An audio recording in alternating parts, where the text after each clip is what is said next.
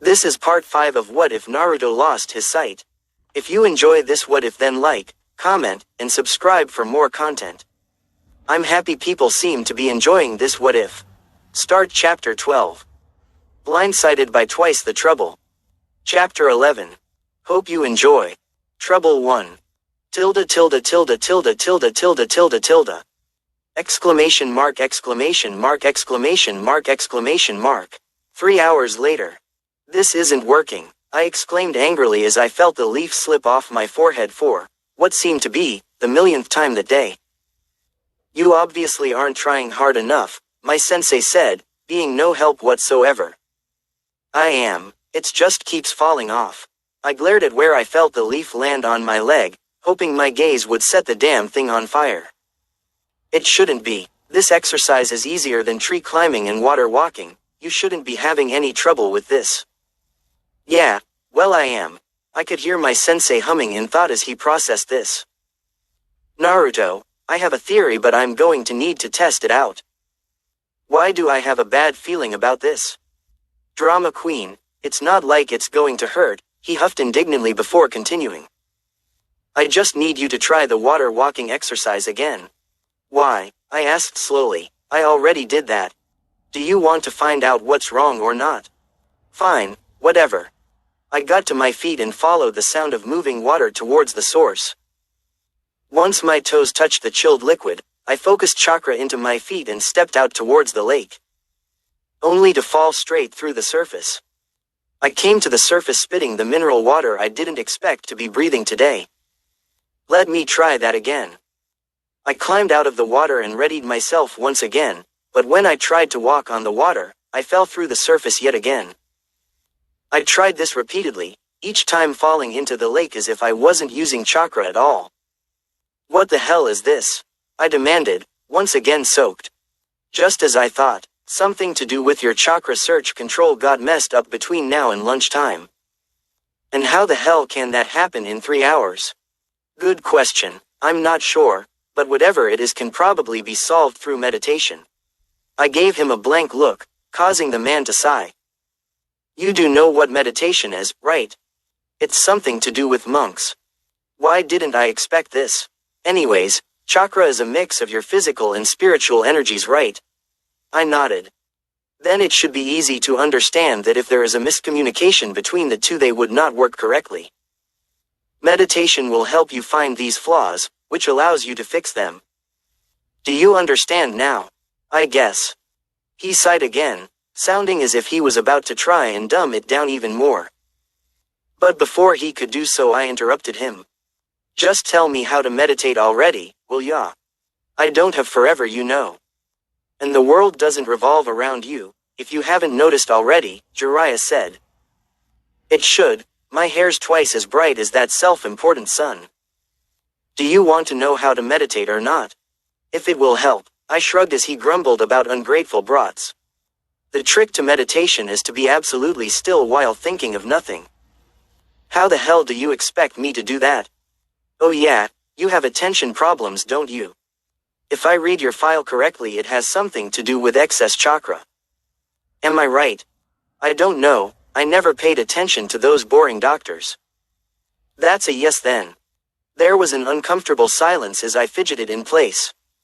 I guess he was thinking, but not hearing anything coming from his direction made me nervous. After about 30 seconds of this, I'd finally had enough. So, how does this meditation thingy work if I can't even focus for ramen? Try to work through it. You might not be able to keep your attention normally, but you're also the most stubborn kid I've seen so far. For a moment, I tried to figure out if this was a compliment or an insult, but decided that it didn't really matter. Since as of right now, your chakra search control problems are more important than your attention issues, I'm sure you can overcome it. I thought you said not to focus on anything. Relatively, you either focus on one thing or nothing. I guess I can try. I scratched my head in thought. Then let's get started then, he said, almost excited. Sit cross-legged, close our eyes, and focus on chakra search control. Is that all? To start with, yes. By doing so you should be able to tune out the real world until you're not even aware of it anymore.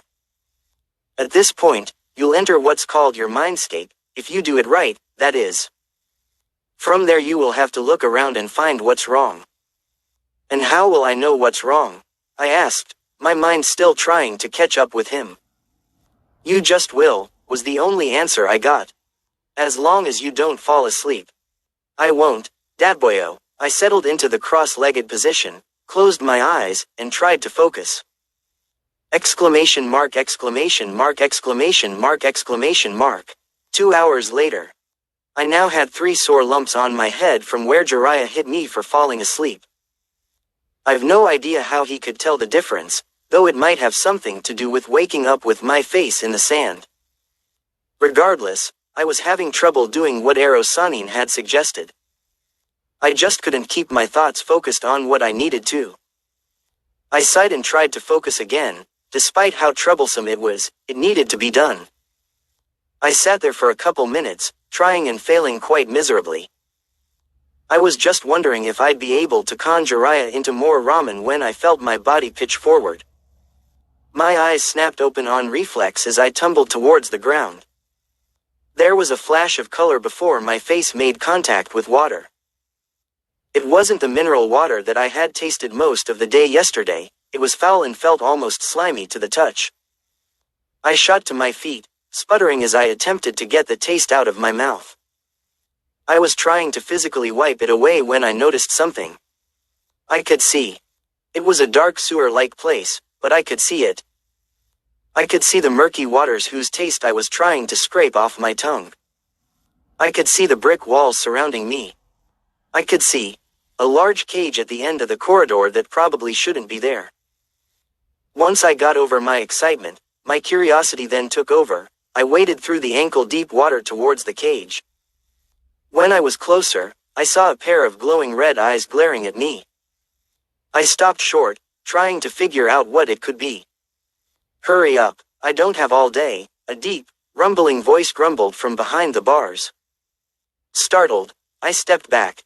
Wrong way. Why should I get any closer? What am I going to do, eat you? Sorry, but you humans taste disgusting. Too many cosmetics. This didn't make me want to get any closer. I mean, yeah, he said we taste nasty, but that means he still ate one. Oh, stop being a coward already. We have things to discuss. I don't even know who you are. I knew you were an idiot, but I didn't think you were this bad, his voice grumbled, extremely annoyed. Seriously, how many voices do you have in your head? I didn't think I had any. Did you really think I wouldn't show up in your mindscape?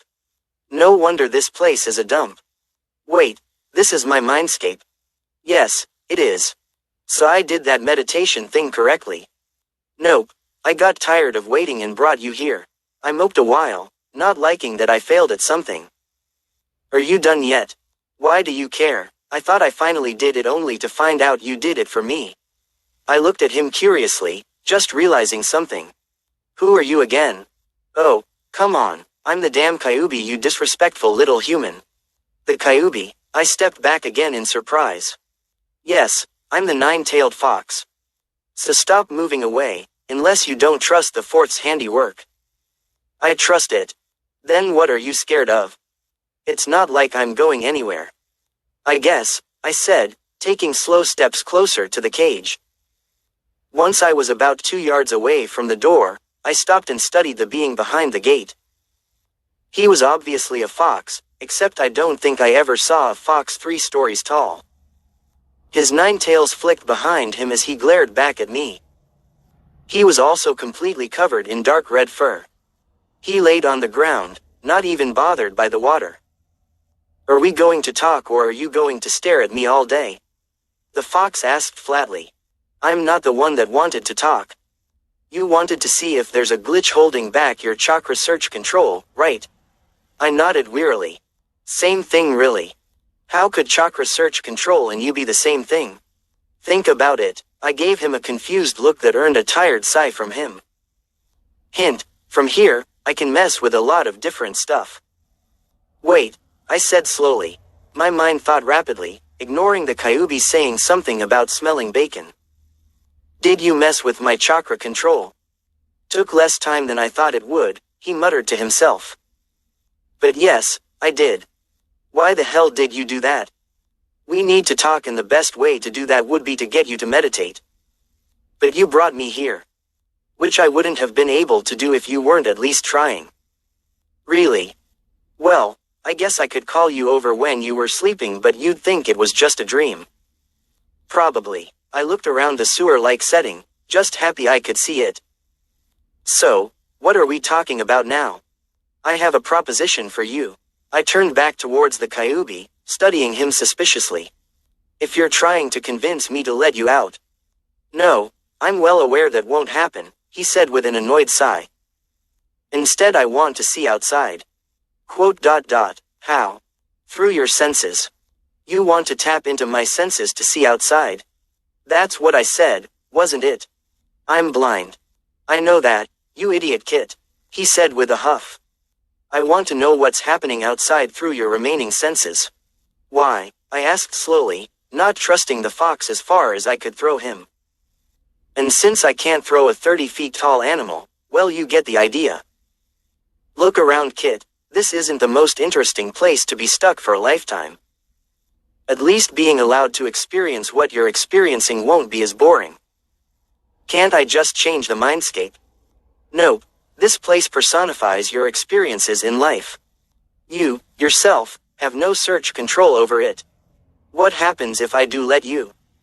The seal will be a tad weaker, but with me trapped into your mind, your senses will be sharper. They are already pretty sharp for some reason. That's the result of my chakra leaking into your system. If I'm in your mind, I can influence them directly and make it so you can hear a pin drop from half a mile away, feel inked words on a page. Even smell your beloved ramen shop from the gates of the village. It will be confusing for a while, but you'll get used to it. What about Sakura's shouting? It already hurts my ears. Oh, you're up a creek on that one. I'd just avoid her completely. Why would you do this? Increase my senses just for a glimpse of the world outside. I told you, I'm bored. That in the way you're going now, you'll die on your next mission. I don't feel like dying anytime soon, and in order to avoid that, my vessel needs to be strong. So, you're doing this for yourself, I answered flatly. Of course, you humans aren't worth my time. I wouldn't be helping you if it didn't benefit me somehow. But, let me phrase it this way. You're already an idiot, so if you remain weak from this, even if we don't end up dying, I'll be the laughing stock of the Baijus. I am the most powerful of them all. Having a weak vessel would be an insult. You really are self-centered, aren't you? I'm a demon, what did you expect? He gave me this exasperated look before continuing.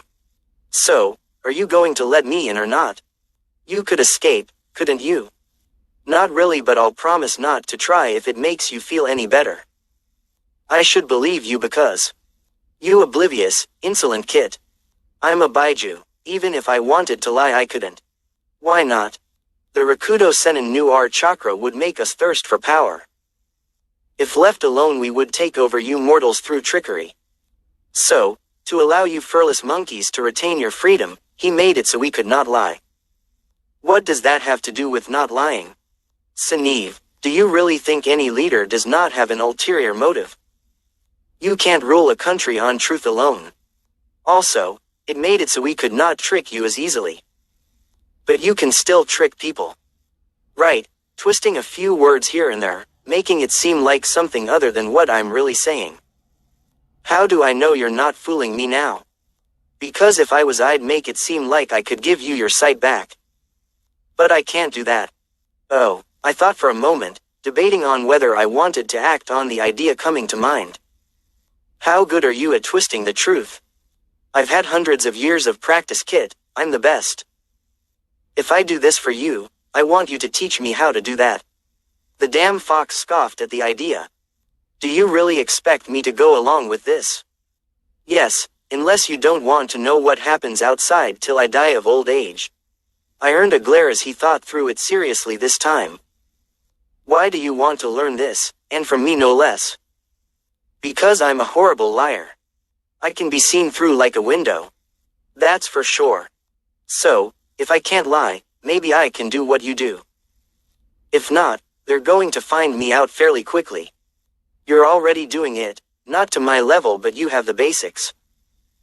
Distraction, engaging emotions, even acting like an idiot is all fairly good tactics, for you at least. He sat there in silence for a moment, trying to decide. Well, I suppose I could teach you. I didn't think the small senses boost would convince you anyways. Seriously, arigato. Yeah, whatever. Just put some chakra through the seal in front of you and it will lessen itself. I nodded and stepped forward and placed my hand on the seal with a small amount of chakra in it.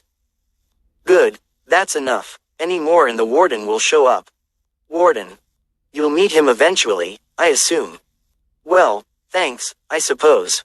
You can leave now. Wait, I can't meditate. How can you teach me if I can't meditate? A creepy grin spread across his face, making me almost sorry I asked. You'll see. Now get out. A wind blew through the passage, throwing me through a pair of double doors that appeared. End chapter 11. Start chapter 12. Blindsided by twice the trouble. Chapter 12. Anyways, hope you enjoy. Trouble 1. Tilde tilde tilde tilde tilde tilde tilde tilde. I opened my eyes, my mood crushed as the black void stared me down once again. It was about then that the world around me became amplified. I could smell the grass in the field as if I was laying in it, I could hear birds in the forest. I almost literally felt every piece of sand digging into my back. The fox wasn't kidding when they said my senses were a lot stronger. Especially considering there wasn't a hint of a forest or meadow when I passed out. Naruto, are you alright? Hands grabbed onto my shoulders, shaking me to get my attention. He sounded extremely loud, and somewhat worried, which probably had something to do with the fact that I was now on the ground. Shush, I whispered despite my ears claiming otherwise. According to them I was almost shouting. Don't you shush me, Gaki. And why are you whispering? Because you're too damn loud. I was talking normally. And it's too loud. Fine, how's this? His voice dropped to an acceptable level, about the same as mine. I nodded and sat up so I was sitting cross-legged. Now tell me what happened. Well, the Kyuubi was blocking my chakra search control, which is what you suspected, right? There was a small swoosh of hair that I would have never heard before my new hearing. I assumed that he was nodding, so I continued. Well, he did it to get my attention. Apparently he wanted to gain access to my senses. Why would he want that? My sensei sounded worried, but was trying not to let me know. For this reason, I was starting to like these new senses. Why does anyone do anything? He was bored. Naruto, people don't do stuff because they're bored. Really? Yes, there are reasons other than boredom. But if the world was never bored, they wouldn't think of other things to do. Heck, war probably wouldn't even exist because no one would be bored enough to start anything. So, your plan for world peace is to keep everyone entertained. Yep. I don't want to know how you came up with that, he muttered to himself. Anyways, back to what happened. Okay, well, he was bored, so he wanted to see and hear what was happening, so it wasn't so boring. In return he gave me my search control back as well as heightened senses. So that's why we're whispering. Yay, I decided to purposely leave the secondary deal out of my explanation. It would be best if he didn't know I was being taught by him. That's all, heightened senses and chakra search control for a view of the outside world. Seems a little unequal. He's right, you know. I shrieked as I looked around for the owner of the voice before remembering I couldn't see anything to begin with. Totally unfair on my part. Though your reaction might have just leveled the scales for me. What the hell, I exclaimed, finding myself on my feet. I tried to ignore my own volume, intent on figuring out what the heck just happened. Quiet down. Not only is it a literal pain, but you're making a spectacle of yourself. You didn't tell me about this. You didn't ask. You should have told me. And miss out seeing this? I think not. Naruto, are you alright over there? Jiraiya must have thought I was losing my mind at this point. Yes, I'm fine, or as fine as I can be now that the Kyuubi can talk in my mind.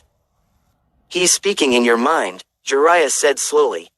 Yes, and he's annoying. Oh, and you're not. I'm not talking to you. There was a strained silence outside my head as that damn fox laughed on the inside. How much did you loosen that thing? Not enough to call the warden, I spoke meekly. What the hell does that mean? Oh, never mind, just show me the seal. I nodded and channeled chakra into the seal. He thought for a while before he spoke again. Well, you didn't break it, that's good. There's no extra Baiju chakra in your system either. The only thing you changed was opening a passage to your mind so he can access it. Best advice I have for you is to ignore him and not let him convince you of anything. Damn, there goes my plan to have you to take over Konoha for a bowl of ramen. I'd probably work better than a Klondike bar. What? I wouldn't do that, even if there is ramen.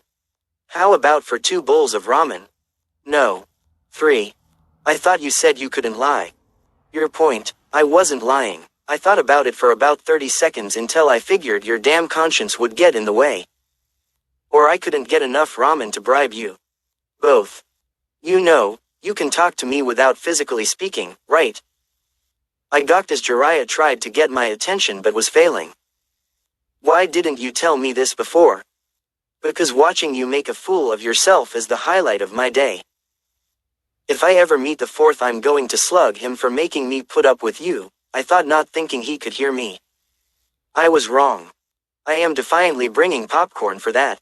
I was about to say something in response when I was shook out of my thought.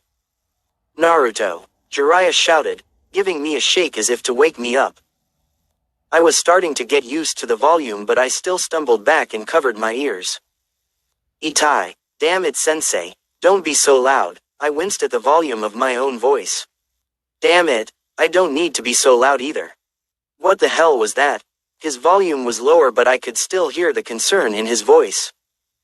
Kyuubi being an ass. Are you sure you're alright with this? Oh yeah, I'm fine. Though I might go crazy before I get to fight Neji.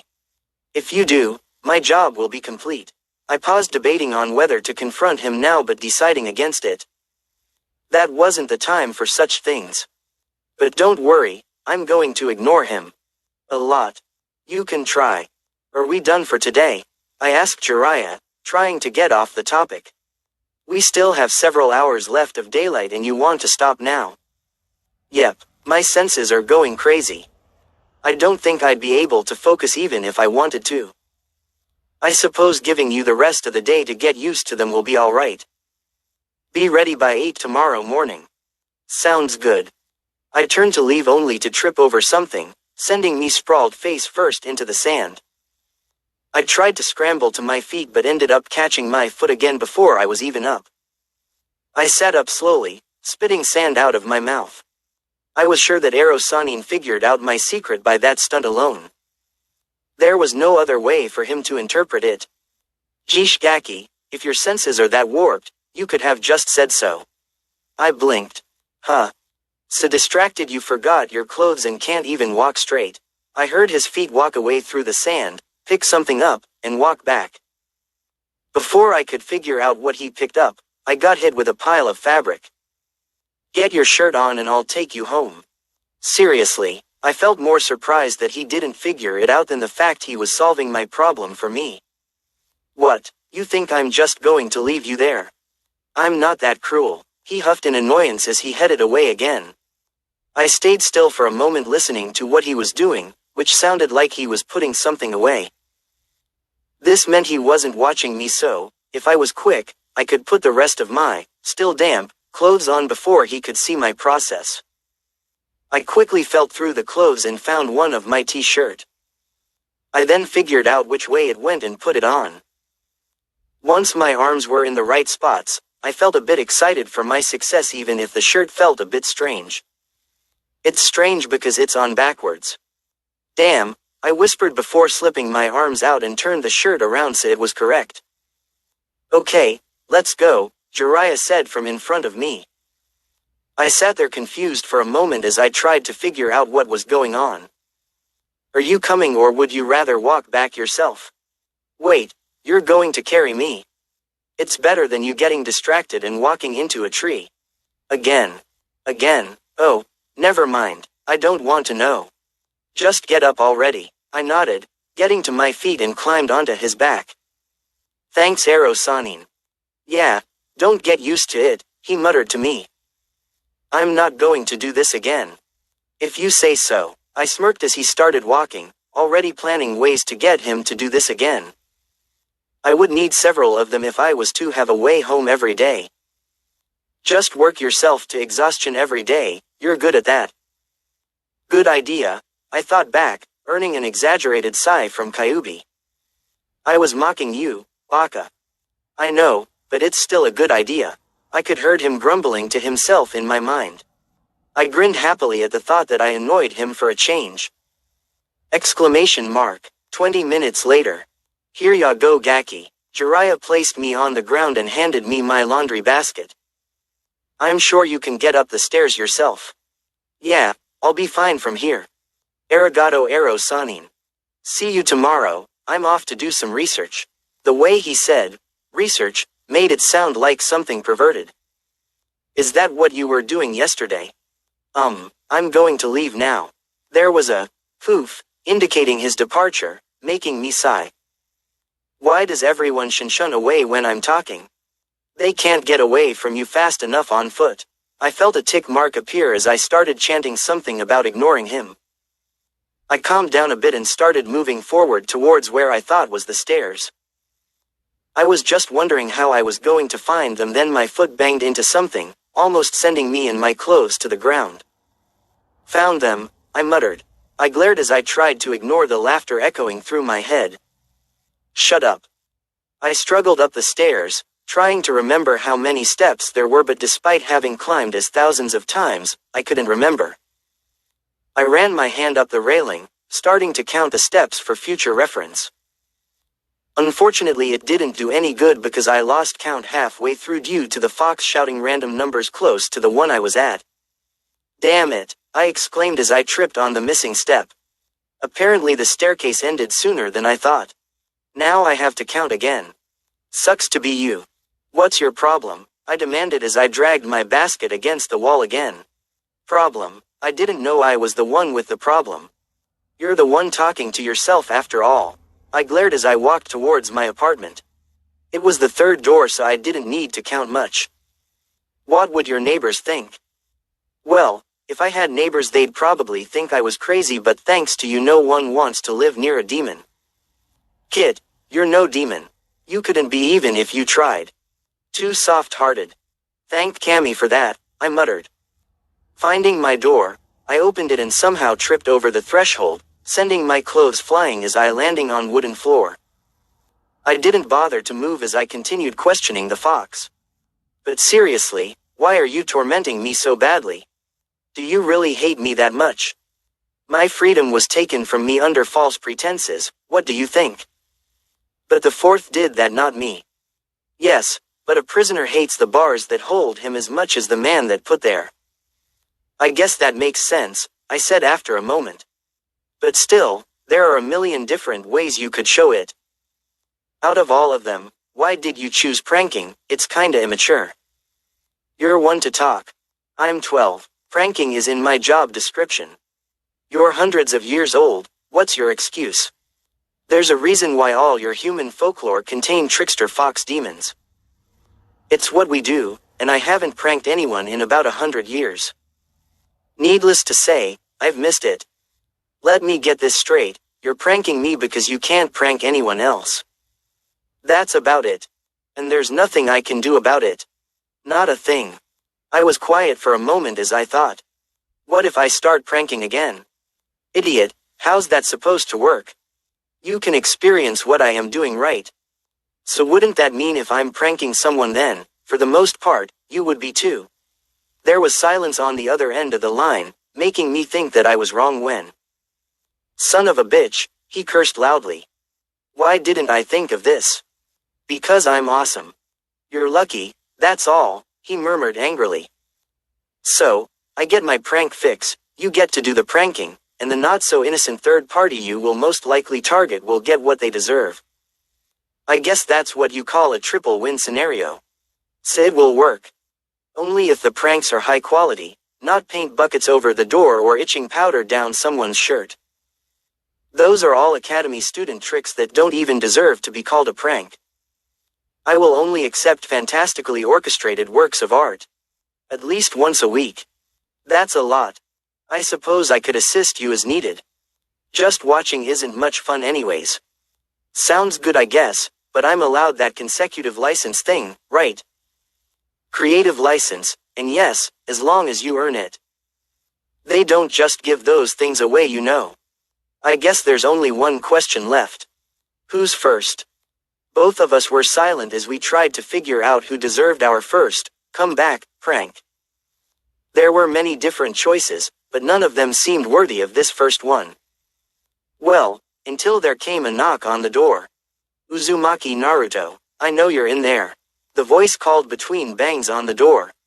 Still avoiding training, I see. How are you supposed to learn anything if you avoid your sensei? Ebisu, I asked silently, earning a throaty chuckle from my tenant. A sly smile spread across my face. He will do! Exclamation mark. 10 minutes later. Sensei, Sarutobi looked up from his paperwork to see his student sitting in the open window. Jiraiya, will you stop using my window as a door? There is a difference, he chastised as he turned back to the papers in front of him. Difference? I don't see one. The only difference I see is that the window is always open. He grinned as he jumped down from the ledge. But I'm here for more serious matters. What's that? He asked condescendingly. And if it's about that proposition to make all bathhouses co-ed, then I'm going to ask if we do this another time. I'm actually quite busy. No, it's about Naruto. This got his attention, making him look up from his desk and even set down his pen. You know I'm training him, right? I'm aware. Well, his chakra system got messed up today for no reason, so I had him do some meditation, thinking the Kyuubi was behind it. Was it? Yes, now Naruto has made a deal with the fox to get it back along with enhanced senses. And what possessed him to think this is a good idea? I have no idea. Then we should keep a really good eye on him in case the seal weakens. I will, but I wasn't finished yet. Sarutobi raised an eyebrow. This deal made it so the Kyuubi can now converse with him mentally. There was silence in the room as he thought this through. Are you joking?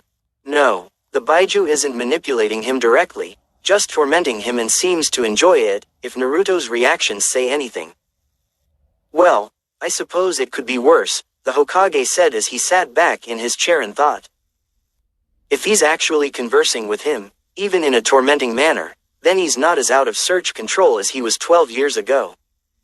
This could be a good thing. I don't see how sensei.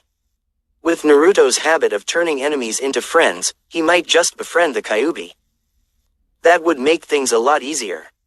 Yes, but wouldn't it make Naruto more inclined to listening to it as well? The Baiju could make him do something horrible by convincing him it was a good thing. I doubt Naruto is that susceptible. Just as he finished saying that, they heard a tortured scream from the village. They spun around to stare out the window, appalled at what they saw. Down in the streets, Ebisu was running through the village with a copy of what looked like Ika Ika Paradise stuck to his hands. He was so obsessed with trying to remove the book that he didn't seem to notice the paper saying, "I'm a pervert," that was attached to his back, or the "kick me" sign right under it. Neither of the two men had to wonder why he was running as they saw the group of irate women chasing after him with a variety of different makeshift weapons. In the front of this mob was an orange-clad, pigtailed blonde with familiar whisker marks that was leading the charge while standing in a cart that was being pulled by Konohamaru and his two friends. You were saying, Jiraiya asked as the impromptu parade made its way through the village, picking up more participants as it went. That you should keep a really good eye on him just in case, he thought for a moment as Ebisu tripped over a sign in the road and ended up getting caught by the group. And don't give him a reason to do that to you. Will do. End chapter 12. This is the end of part 5 of What If Naruto Lost His Sight. If you enjoyed this What If, then like, comment, and subscribe for more content. Peace out.